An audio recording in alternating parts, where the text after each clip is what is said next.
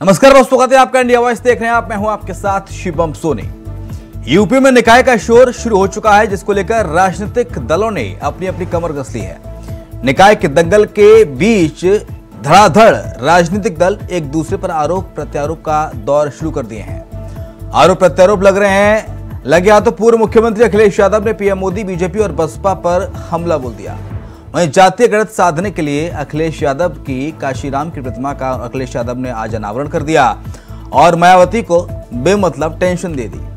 हालांकि सपा के नेता काशीराम को अपनाने से नाराज नजर आ रहे हैं, तो निकाय की लड़ाई सियासत गरमाई। आज इसी मुद्दे पर करेंगे चर्चा। हमारे साथ मेहमानों का खास पैनल भी साथ होगा, लेकिन उससे पहले ये रिपोर्ट आप देखिए। यूपी में नगर निकाय के दंगल का शंखनाद हो चुका है। पार्टियों ने अपनी तैयारियां तेज कर दी हैं। जोर शोर से चुनाव की तैयारियां की जा रही हैं, लेकिन इस दौरान आरोप प्रत्यारोप का दौर भी शुरू हो गया है। नगर निकाय का चुनाव है, शहर की सरकार का चुनाव है, तो शहरी मुद्दों को लेकर पार्टियां एक दूसरे पर आरोप लगा रही हैं। समाजवादी पार्टी के अध्यक्ष अखिलेश यादव ने इस कड़ी में बीजेपी पर गंभीर आरोप लगाए हैं। सपा अध्यक्ष ने पीएम मोदी को निशाना बनाते हुए बीजेपी के मेयर और पार्षदों पर हमला बोला। क्या कुछ कहा अखिलेश यादव ने, आइए सुनिए। निकाय चुनाव की तैयारी है और निकाय चुनाव की तैयारी है। जहाँ जहाँ बीजेपी के चेयरमैन हैं, जहाँ जहाँ बीजेपी के मेयर हैं, वहाँ सबसे ज़्यादा मच्छर हैं, सबसे ज़्यादा कूड़ा है, सबसे ज़्यादा गंदगी है। और तब है जब प्रधानमंत्री जी ने झाड़ू उठाया, झाड़ू लगाया, उन्होंने तमाम एम्बेसडर्स बनाए झाड़ू मारने के लिए और स्वच्छ भारत अभियान चलाया।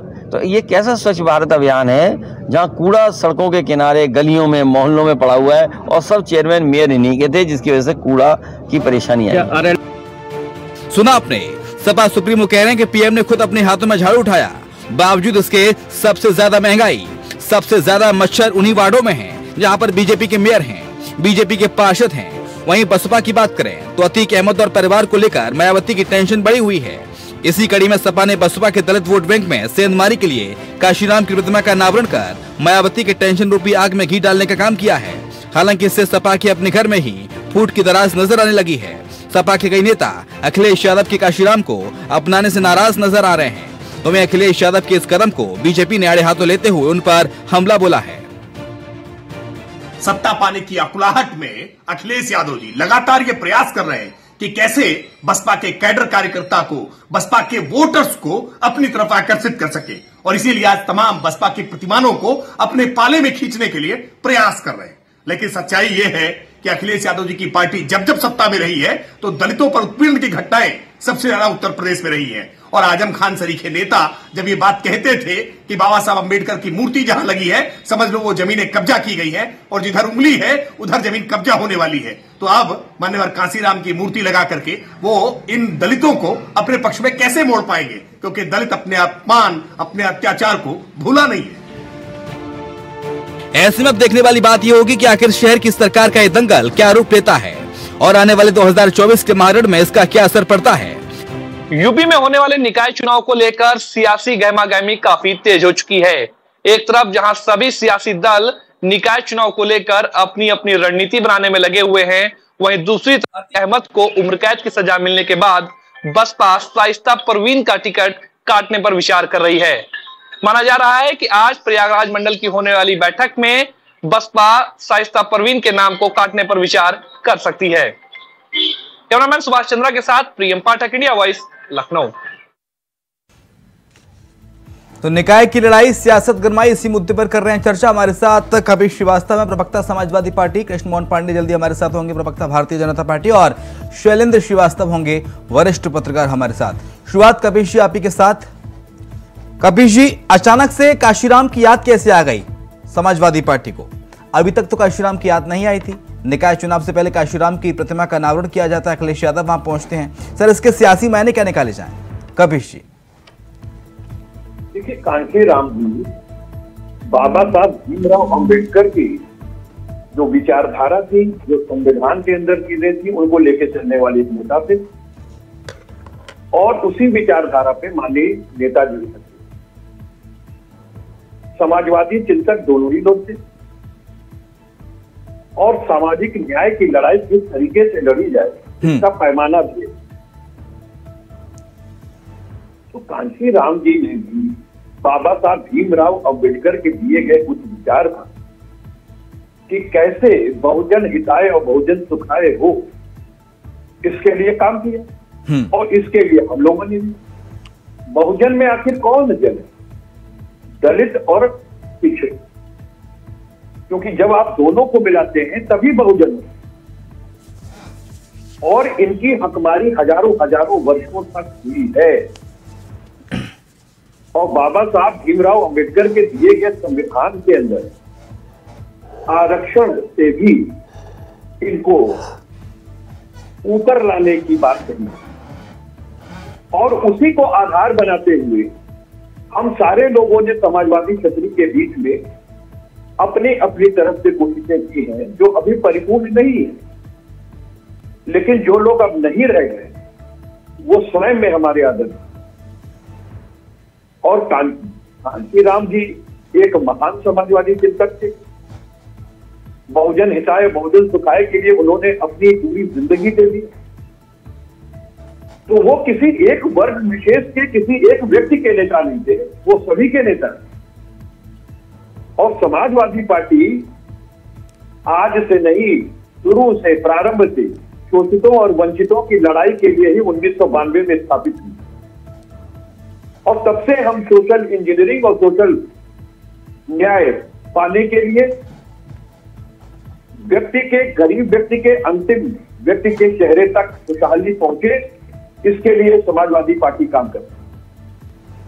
और ये तभी हो सकता है जब दलित वर्ग, जब ओबीसी वर्ग और अकलियत, वो जो सच्चर कमेटी ने रिपोर्ट दी थी वो भी अब दलित भाई के समान है, जब तक इनका अपलिफ्टमेंट नहीं होगा, मां भारती के इन लालों का जब तक अपलिफ्टमेंट नहीं होगा, मां भारती पूरी तरीके से खुश नहीं हो सकती।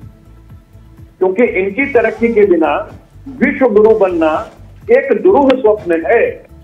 और इसलिए आवश्यक है कि सभी समाजवादी क्षत्रिय के नेता आज भारतीय जनता पार्टी के अगेंस्ट मान्यवर कांशीराम जी हो, हमारे भीमराव अंबेडकर साहब हो, या माननीय नेताजी हो, इन सब लोगों को आदर्श मानकर एक साथ। लेकिन कपीश जी, आपको नहीं लगता कि अखिलेश यादव ने, कपीश जी आपको नहीं लगता कि अखिलेश यादव ने बैठे बैठाए मायावती को टेंशन दे दी?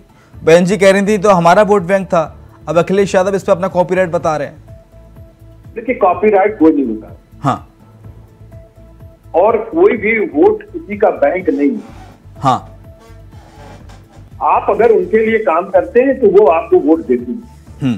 कुछ दिनों तक वो आपको वोट दे सकते हैं इसलिए कि आप आश्वासन देते हैं कि अब आप हमारे लिए डेवलपमेंट के काम करो।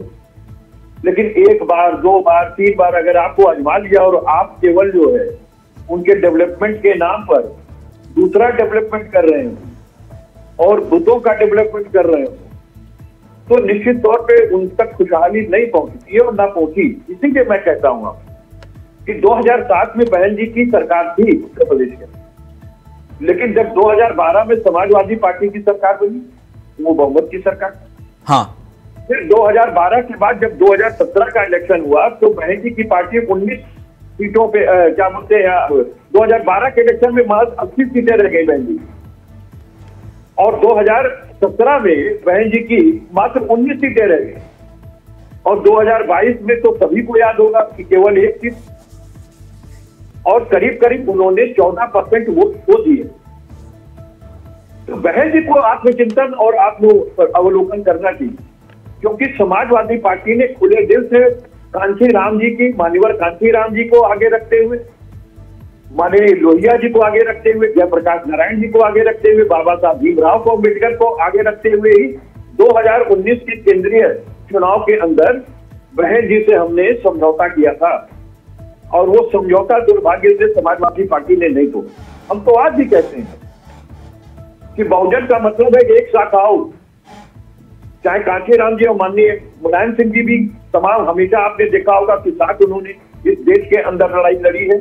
अतीक अहमद ने तो मायावती का कनेक्शन, बसपा का कनेक्शन अतीक अहमद से बता दिया अखिलेश यादव ने आज।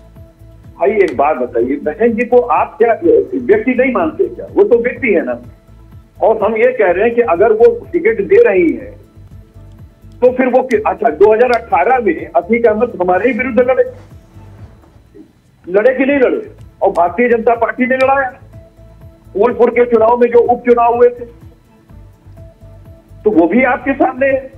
आज 5 करोड़ रुपए अगर देने की बात हो रही है तो नंद गोपाल नंदी जी का नाम आया है, आखिर उनको इस्तीफा देना ना चाहिए था ना, और एक FIR दर्ज होनी चाहिए थी, जांच होती।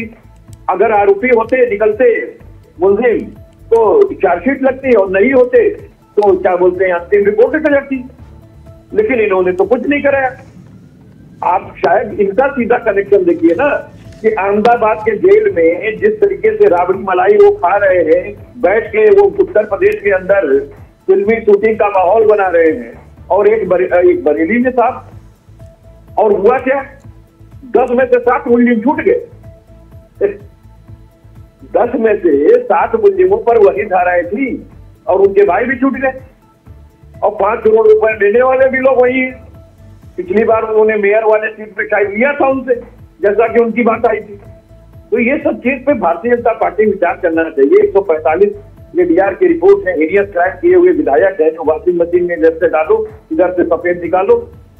समाजवादी पार्टी ने 2000, लेकिन सांसद शुरुआत तो समाजवादी पार्टी से हुई थी सर, सांसद और विधायक तो आप ही ने बनाया था। खैर मैं आऊंगा आपके पास। मैं आपको बार बार कह रहा हूं, उस समय वो दोषी नहीं थे, ठीक है, और उनके ऊपर 180 मुकदमे। चांद बाबा की हत्या का आरोप था सर, चांद बाबा की हत्या का आरोप था। आरोप तो किसी योगी आदित्यनाथ जी पे नहीं था, 302 का। उन्होंने क्यों मुकदमा उठा लिया? क्या उनको न्यायालय पर भरोसा नहीं था? भाई 1999 का कांड चल रहा था, 22-23-40 साल से वो विचाराधीन था। शैलेंद्र श्रीवास्तव सर हमारे साथ, वरिष्ठ पत्रकार के तौर पर हमारे साथ, बहुत स्वागत है शैलेंद्र सर आपका। आप हालांकि लेट से जुड़े। शैलेंद्र सर किस तरह से देखते हैं, क्योंकि आज काशीराम की प्रतिमा का अनावरण किया है अखिलेश यादव ने, इसके सियासी मायने क्या हैं और सियासी नफा और नुकसान किन किन पार्टियों के लिए क्या क्या है? अखिलेश यादव जब से ज्यादा सक्रिय हुए हैं, अपने हाथ में उन्होंने कमान लिए समाजवादी पार्टी की, तब से इनकी कोशिश है कि इनका वोट बेस को बढ़ाएं, और उसके लिए वो नए प्रयोग और प्रयास कर रहे हैं। उसमें एक प्रयास उनका शुरू में यह था कि राहुल गांधी और प्रियंका गांधी के साथ मिलकर के कांग्रेस के सपोर्टर्स को अपने साथ जोड़ना। फिर उसके बाद उन्होंने मायावती के साथ मिलकर के गठबंधन किया कि कुछ वोट उनके पक्ष मिल जाए, सत्ता में आ जाए। और इसके बाद देखिए हर जगह मतलब कहीं न कहीं कुछ इस तरह से प्री मैच्योर जो गठबंधन होता है तो बाद में टूटता है, या अगर केवल सत्ता के लिए सत्ता मिली तो ठीक है, नहीं मिली तो फिर अलग अलग राय होगी। वो रीजन था। जब ये गठबंधन भी सफल नहीं हो पाया, क्योंकि तो देखा ज्यादा वोट ज्यादा सीट तो बीएसपी को मिल गई, इनको कम मिला फायदा, तो फिर खटास हुई, अलग हो गए। उसके बाद जो लेटेस्ट में इन्होंने प्रयास किया वो ये कि बसपा के लोगों को हर जिले में अपने साथ जोड़ दो। वो लोग जो असंतुष्ट हैं या जिनको कोई सक्रिय रोल नहीं दिया गया या जो नाराज हैं हमारे, और इसको एक मुहिम के तौर पर, मिशन के तौर पर चलाया गया। सर आपकी आवाज थोड़ी इको कर रही है शैलेंद्र सर, अगर आप माइक को पास करके बोलेंगे तो शायद बेहतर आवाज आएगी। तो ये एक मुहिम के तौर पर उन्होंने चलाया, एक सीक्रेट प्लान के तौर पर, और हर जिले में उन्होंने अपने पार्टी के प्रमुख नेताओं को टारगेट दिया कि आपको इतने लोगों को अपने यहाँ शामिल करानी है।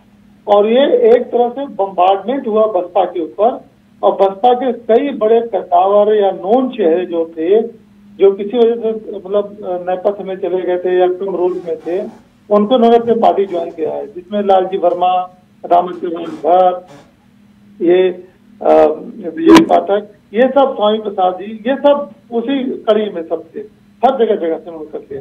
और उसके पीछे रीजन यही है कि जब आप नेता हो, आप वहां से नोन हो, आप आओगे तो आप किसी पर्टिकुलर बूथ, विधानसभा, किसी सेक्टर उससे जुड़े होंगे, वहां के लोगों को आप शामिल करा देंगे तो कुछ तो वोट बढ़ेगा, घटेगा थोड़ी, कोई वेतन तो लेना नहीं होता। तो इसलिए इनकी पूरी कोशिश है, और इस बात से मायावती अनजान नहीं है। इसलिए मायावती तो बहुत कोफ्त भी हो रही है समाजवादी पार्टी से, क्योंकि वो इनके बेस पर ही वार कर रहे हैं, इनके जड़ पर ही वार कर रहे हैं कि इनके सब लोग ही इसमें आ जाए। तो मायावती से तो उम्मीद कीजिए कि वो इनके फेवर की बात तो भी नहीं करें, और समाजवादी पार्टी को अपना बढ़ाना ही है। और जैसा कि भी कपिल सिंह ने कहा, किसी का कॉपीराइट नहीं होता, बिल्कुल सत्य है। कोई अगर ये सोचे कि फला वर्ग का व्यक्ति हमारा अंदर में रहे और किसी को वोट न दे, तो उस वर्ग की अपंगता हुई, ये तो विकलांग हुआ। ऐसे लोग कोई परिवर्तन नहीं करते। तो प्रयास सबको करना चाहिए, राजनीतिक दल हैं और सभी अपने अपने नित नए प्रयोग करेंगे, सबको अपने तरफ लुभाने के लिए कोशिश करेंगे। और वो लेकिन आपको काशीराम की प्रतिमा के बाद मायावती की टेंशन सर कितनी लाजमी लगती है? देखिए तो है, ये पूरा समाजवादी पार्टी अटैक कर रही है बसपा के जड़ों में, ताकि जो बसपा के साथ जुड़े हुए वोटर हैं, उनके कार्यकर्ता हैं, जो अपने को उपेक्षित महसूस कर रहे हैं, वो इधर आ जाए। कहीं कहीं से मायावती जी का जो बहुत ज्यादा कठोर अनुशासन है, जिस अनुशासन में और तानाशाही में एक बहुत बारीक सा फर्क होता है। कब आप क्रॉस करके तानाशाही में चले गए, कब क्रॉस करके आप स्ट्रिक्ट डिसिप्लिन में आ गए, पता नहीं चलता है। वही हाल मायावती जी का, वो इतना कठोर उनका डिसिप्लिन है जो तानाशाही जैसा भी लगता है। कार्यकर्ताओं से नहीं मिलेंगे, समर्थकों से नहीं मिलेंगे, नए लोगों से नहीं मिलेंगे। आप किस बात के नेता हैं? आपसे कोई आदमी मिल ही नहीं सकता। इतना भय का वातावरण बनाए रखेंगे। कोई अगर कुछ गलत मुंह से निकल गया, आप तुरंत पार्टी से निष्कासित कर देंगे। काहे के नेता है? नेता माने ऐसा कोई हो जिससे आदमी को डर लगे, इसको नेता नहीं कहते। नेता मुलायम सिंह यादव जीवा करते, हाथ पकड़ के आदमी का डिसीजन बदलवा लेता। आज भी सम्मान लोग कर रहे हैं, चाहे विरोधी हो चाहे समर्थक हो। इस बात को सीखना होगा अखिलेश जी को। अभी उनके अंदर ये चीज आई नहीं है, पूरी आ रही है, क्योंकि पार्टी को बचाना भी है, संवारना भी है, और धीरे धीरे उसी रास्ते पर आ रहे, वरना शुरू में नहीं था इनका। ठीक है, कपिल जी, बीजेपी का कोई प्रवक्ता जुड़ा नहीं है, कुछ तकनीकी खामी हो सकती है इसलिए, नहीं तो वो सवाल उठाते। लेकिन अभी राकेश त्रिपाठी जी की मैं बात सुन रहा था, भाजपा प्रवक्ता की, वो कह रहे थे कि दलितों का अपमान, अत्याचार दलित भूले नहीं है और काशीराम की मूर्ति लगाने से कुछ होने जाना नहीं है। अखिलेश यादव काशीराम की मूर्ति लगाएं जब बाबा साहब अम्बेडकर की, लेकिन अखिलेश यादव ने तो कहा था ना, हम शूद्रों से बात नहीं करते केशव प्रसाद मौर्य को लेकर। तो अपमान तो अखिलेश यादव ने किया दलितों का, और ऐसे में आज काशीराम की मूर्ति का अनावरण कर देते हैं। सुनिए साहब, सबसे पहली चीज ये है हाँ कि केशव प्रसाद मौर्य ही शूद्र नहीं है, अखिलेश यादव और हम भी शूद्र हैं, क्योंकि हम 4 वर्ण में नहीं आते हैं। जो सच्चाई था, सोनी साहब आप भी नहीं आते हो, तो जो इन 3 वर्ण में नहीं आता वो सभी शूद्र है। तो उन्होंने इसीलिए कहा कि भाई शूद्र की क्या सुने, क्षत्रिय साहब की सुनेंगे और वो बताएंगे कि हम लोग को, तो उसको आप दूसरे पे भेजिए। अगर अखिलेश जी शूद्र ना होते, हाँ, तो उनका बंगला खाली करने के बाद योगी जी जो है वो गंगा जल से धुलवाए होते क्या? गंगा जल से धुलवाए थे, पवित्र कर रहे थे, पवित्र। अब पवित्र आदमी रहता था, शूद्र था, पिछड़ा था, नहीं देखा जाता। यही दिक्कत है। और ये वर्षों से जो चीजें डीएनए में चली आ रही हो किसी, वो व्यक्ति कैसे देख पाएगा? दिक्कत तकलीफ तो होगी ही होगी। और मैं तो एक बात आपको कह रहा हूं कि बहन जी ने जो भी वोट हुए हैं, वो स्वयं उसके पीछे कारण, उनको स्वयं देखना चाहिए। जब आप समाजवादी पार्टी के साथ हाथ मिला के 2019 का इलेक्शन में, माननीय राष्ट्रीय अध्यक्ष जी ने आपसे कहा कि आप जहां की सीट लेना चाहिए ले लीजिए, और उन्होंने जहां जहां उंगली रखी वो फ्रंट की सीट हम लोगों ने दी, जो समाजवादी पार्टी जहां पर फर्स्ट या सेकंड थी वहां पे। तो समाजवादी पार्टी ने झुक करके चाहा कि भाई बहुजन हिताय और बहुजन सताय तभी हो सकता है जब ये दोनों का गठजोड़ आवे और समतामूलक समाज की स्थापना के लिए काम करे। क्या समाजवादी पार्टी कपिल जी, क्या समाजवादी पार्टी या अखिलेश यादव ऐसा निकाय चुनाव को 24 से जोड़कर देख रहे हैं क्या? क्योंकि उन्होंने सीधे तौर पर नरेंद्र मोदी का नाम लिया। आज उन्होंने कहा कि चेयरमैन, मेयर, पार्षद बीजेपी के, खुद प्रधानमंत्री हाथों में झाड़ू लेकर निकलते हैं सफाई के लिए, लेकिन आज भी जहां जहां बीजेपी के पार्षद, मेयर हैं, वहां गंदगी का अंबार है। और मोदी का भी नाम उन्होंने लिया कि मोदी जी खुद झाड़ू लेकर निकलते हैं। नहीं, मोदी जी का नाम लिया, गुनाह थोड़ी ना है भाई मोदी जी का नाम लेना। लेकिन मोदी जी जो है वो ब्रांड एम्बेसडर है ना झाड़ू के, और झाड़ू लेके निकले भी थे। लेकिन आप सच्चाई जो है वो चीज देख लीजिए कि पूरे देश में हम कोई स्मार्ट सिटी नहीं बना सकते। साफ सफाई के पैमाने पे गोरखपुर जो है उत्तर प्रदेश में 25वां स्थान पर। अब आप बताइए, जो मुख्यमंत्री का शहर है जहां से मैं स्वयं आता हूँ, ठीक है, मैं आऊंगा सर आपके पास। हमारे साथ अश्विनी शाही जुड़ गए हैं, प्रवक्ता है, भारतीय जनता पार्टी के नेता हैं। अश्विनी जी, बहुत स्वागत है सर आपका। सर, दलितों के पिछड़ों के सम्मान में समाजवादी पार्टी मैदान में, या फिर ये कहें कि अखिलेश यादव मैदान में, क्योंकि आज काशीराम जी की प्रतिमा का अनावरण उन्होंने कर दिया। आप किस तरह से देखते हैं, बीजेपी की प्रतिक्रिया सर इस पर क्या है? देखिए, काशीराम जी की प्रतिमा का अनावरण बहुत ही शानदार और सराहनीय काम है, मगर एक तरफ शूद्रों का अपमान और काशीराम जी का सम्मान, ये कहां से आता है? एक तरफ से आप कहते हैं हम शूद्र हैं, शूद्र लोगों का अपमान करते हैं। मायावती जी ने कहा, अभी कल परसों भी एक मीटिंग हुई उनकी, उन्होंने कहा कि अगर अब गेस्ट हाउस कांड नहीं हुआ होता, उस शूद्र का अपमान नहीं हुआ होता, तो आज कुछ गठबंधन एक अलग काम कर रहा होता। तो शूद्र जब चिल्ला चिल्ला कर कह रहे हैं और अखिलेश जी जबरदस्ती कहने लगे कि हम शूद्र हैं, हम शूद्र हैं, अब हम शूद्रों से बात नहीं करते, केशव प्रसाद मौर्य शूद्र हैं, पता नहीं कौन शूद्र है, सबकी बात करते हैं। तो शूद्रों का अपमान और काशीराम जी का सम्मान, ये दोहरा चरित्र जनता देख रही है। और इसमें कोई कहने की बात नहीं है कि अखिलेश यादव जी स्पष्ट रूप से एम और वाई से निकलने की बात कर रहे हैं, क्योंकि अब स्थिति इतनी खराब हो चुकी है भारतीय जनता पार्टी के योगी आदित्यनाथ के नेतृत्व में कि आज उनको कोई रास्ता नहीं दिख रहा है कि हम कहां जाएं। एम और वाई फैक्टर से निकलने की बात कर रहे हैं कि आगे कहां बढ़ा जाए। हम लोगों ने सबका साथ, सबका विकास और सबका विश्वास का नारा दिया और सभी वर्गों ने हमको आशीर्वाद दिया। मैं अभी सुन रहा था, कपीश भाई कह रहे थे कि मोदी जी झाड़ू के ब्रांड एम्बेसडर है। देखिए, ये एक थेथरोलॉजी, एक नया कॉन्सेप्ट आया इधर, ये वो है, क्योंकि आज के घर में आप अपने घर जाइए शिवम जी, आपका बच्चा अगर आपके गाड़ी में आपके साथ जा रहा है तो अगर एक चॉकलेट का रैपर वो बाहर नहीं फेंकेगा, अगर आप फेंक रहे हैं तो वो उठाकर डस्टबिन में डालता है। ये बदलाव हुआ है, हमको और आपको बदलना है। उन बच्चों को देखिए कि मोदी जी ने जो ब्रांड एम्बेसडर करके गांधी जी के बाद माननीय नरेंद्र मोदी जी ने सफाई का एक अभियान चलाया, एक सफाई का काम किया, आज बच्चे बच्चे के मन में है। हम और कपीश जी गंदगी फैलाते रहे, लेकिन हमारे बच्चे नहीं फैलाएंगे, तो सुधरना हमको है।